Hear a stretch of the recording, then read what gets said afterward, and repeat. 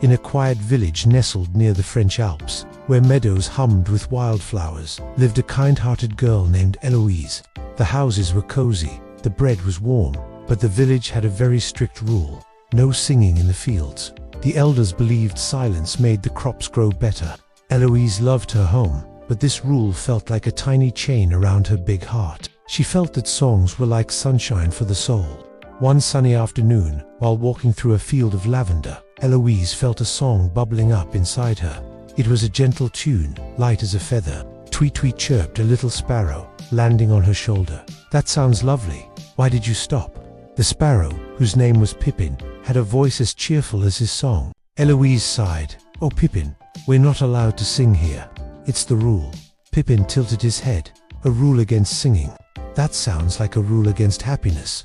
Just then, a wildflower near her feet began to sway, its petals glowing faintly. "Hum hum," it whispered a tiny melody. "A good heart knows its own song.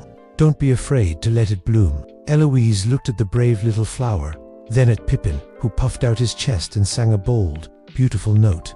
Taking a deep breath, Eloise let her own voice join them. Her song wasn't loud, but it was full of kindness and joy. It floated on the breeze, making the lavender plants swish-a-swish as if they were dancing. Her grandmother, Colette, who had been gathering herbs nearby, heard the melody. She smiled softly. "Ah, that's the sound of a free spirit," she said to herself. A wandering traveler, resting under a shady oak tree, also heard the tune. He had seen many places and heard many rules, but this simple song felt truer than any of them. He tapped his foot along to the rhythm, a wide grin spreading across his face.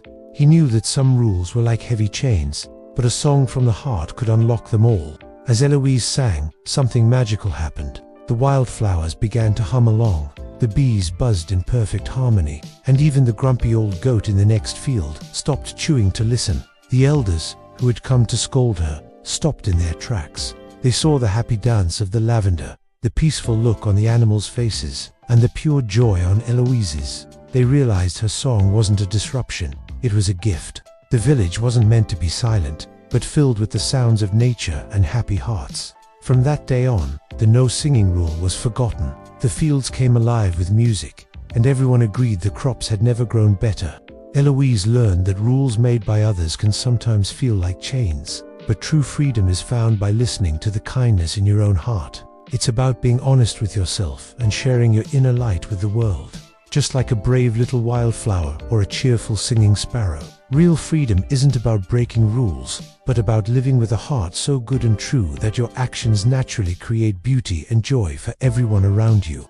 Thank you for joining us on this little adventure. We hope this story brought a smile to your face and a song to your heart. If you enjoyed our tale, please click the subscribe button and ring the little bell so you don't miss our next story. We love sharing these moments with you. Sweet dreams, sleep tight, and good night.